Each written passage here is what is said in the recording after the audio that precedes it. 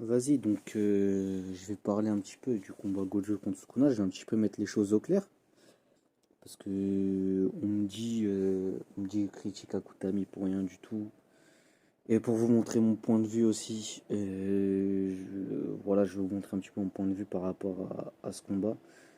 Donc, à savoir aussi, en premier lieu, que je n'ai rien contre le début du combat. Enfin, jusque du 223, de 224 jusqu'au 231. Le combat était parfait, il était magistral. 232, on peut le mettre avec aussi. Et c'est à partir du 232, les gars, que moi j'ai pas kiffé, on va dire. Parce qu'en mode, à partir du 232, c'est là où Makora s'est fait adapter. Donc, Makora s'est fait adapter. Jusque-là, on est d'accord. Makora s'est fait adapter. Il réussit à blesser Gojo. Donc, il peut annuler son infini neutre. Lui seul peut le faire. Donc, ça, c'est une bonne et une mauvaise idée, on va dire.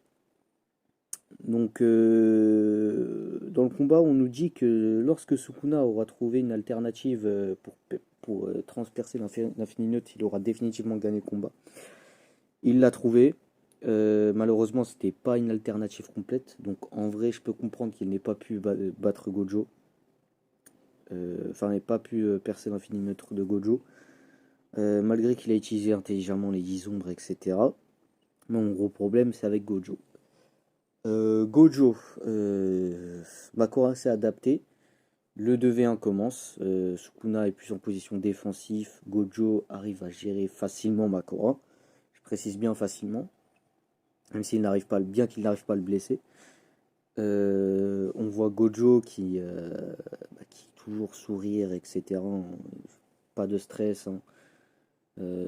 Sukuna a l'air toujours confiant. Donc ça, pour l'instant, ouais. C'est un peu bullshit de la part de Gojo, etc. Sachant qu'on nous dit qu'il est affaibli, tout ça, qu'il a un moins bon rendement au niveau du sort inversé à ce moment-là, et même au niveau de ses sorts en vrai. Même au niveau de ses sorts, il a un moins bon rendement. Donc on voit que Gojo arrive quand même à être au-dessus de Makora et Sukuna ensemble. Donc en vrai, euh, ouais, jusque-là c'est acceptable. Sukuna sort à Jito. Jusque-là, on voit que c'est une fusion de plusieurs Shikigami. Vu les Shikigami qu'il y a dedans, on se dit que Gojo est vraiment dans la sauce. Pas du tout. Il continue à sourire, il continue à se battre et à gérer le 3v1. Malgré qu'il se prend 2-3 jets d'eau insignifiants et 2-3 coups insignifiants, un coup de pied, etc. Il arrive quand même à placer des coups assez sympathiques et à tout esquiver. Makora qui utilise Dismantle pour lui couper le bras. On nous dit que son sort d'inversion est lent. Bon, il a été vraiment lent, mais il arrive quand même à gérer les deux Shikigami avec un bras, les gars. Avec un bras, sachant qu'il y a un Shikigami qui perd son sort neutre. Enfin, qui lui enlève son sort neutre pendant un temps. Donc là, je me dis que c'est assez bullshit encore, hein. C'est encore assez bullshit. Il est capable d'utiliser plusieurs bleus, etc. À des niveaux stratosphériques. Donc je parle notamment du bleu qui a one-shot Agito.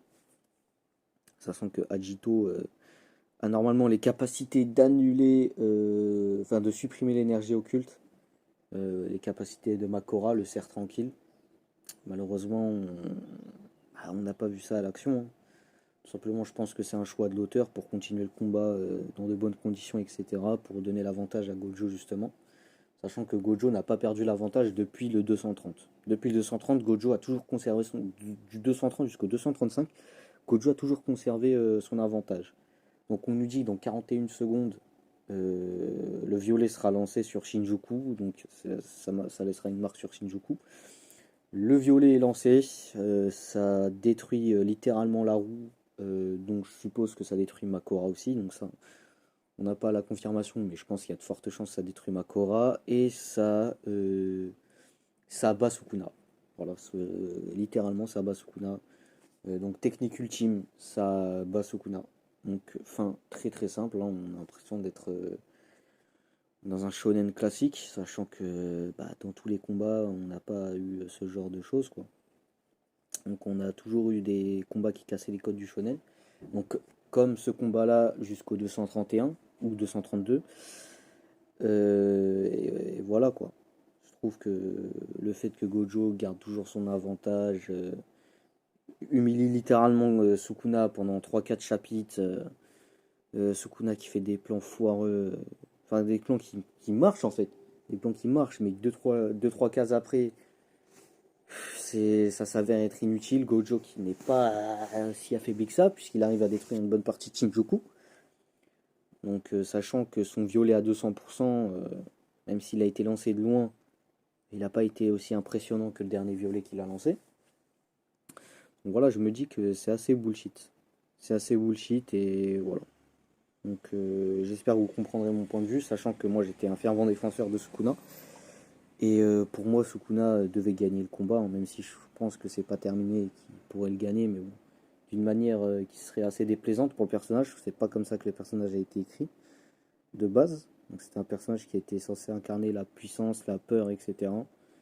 Euh, voilà. Donc au final, ça s'avère être un mec qui fait des plans et qui se fait totalement laminer par un Satoru. Euh, voilà. Sachant que bah, il a des techniques qui sont censées rivaliser avec l'infini, avec les 10 ombres. Malheureusement, ça n'a pas été comment dire, exploité pour. Ça a été exploité d'une différente manière, bien que Akutami a maîtrisé à la perfection l'exploitation des 10 ombres. Et pas pour vaincre Gojo, voilà, pas pour vaincre Gojo. C'est tout simple, c'est tout simple, c'est tout simple. Peut-être pour montrer Gojo un petit peu au-dessus de Sukuna, un petit peu. Les gens pensent que c'est un petit peu, mais quand on le voit jamais galérer dans le combat depuis quelques chapitres, pour moi c'est pas qu'un peu. Il a même pas, il a été à peine acculé, et même quand il était acculé, il s'en est sorti tellement facilement. C'est, ça en devient dépitant quoi. Enfin bref, voilà, j'espère que vous avez compris le point de vue, hein. Moi, j'ai dit ce que j'avais à dire. Maintenant, force à ceux qui sont pas d'accord avec moi. De toute façon, moi j'ai juste dit mon point de vue. Et je trouve que c'est un petit peu du gâchis de faire un combat comme ça, de la tournure que ça a pris depuis le 232.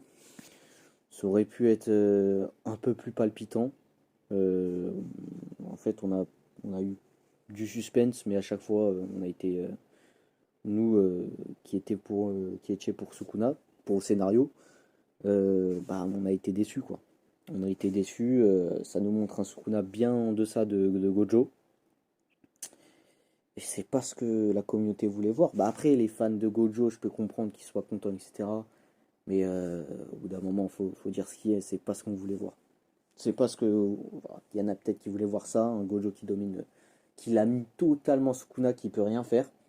Nous, c'est pas ce qu'on voulait voir. Voilà. En tant que fan de Jujutsu Kaisen, on s'attendait à un combat des plus forts et pas un combat du plus fort contre la fraude, tout simplement. Donc voilà. Donc Sukuna, un perso gâché. J'espère que ça sera corrigé. Enfin, après, je m'en fous. Je sais que dans tous les cas, Sukuna va gagner d'une manière frauduleuse, hein. De toute façon, c'est comme ça que l'écriture du perso a été tournée. Et voilà. Donc, c'est un vocal un peu long. Si vous voulez écouter, écoutez. Bref, dans tous les cas, j'ai dit ce que j'avais à dire. Et j'espère que voilà, vous comprendrez mon point de vue. Voilà. Ciao.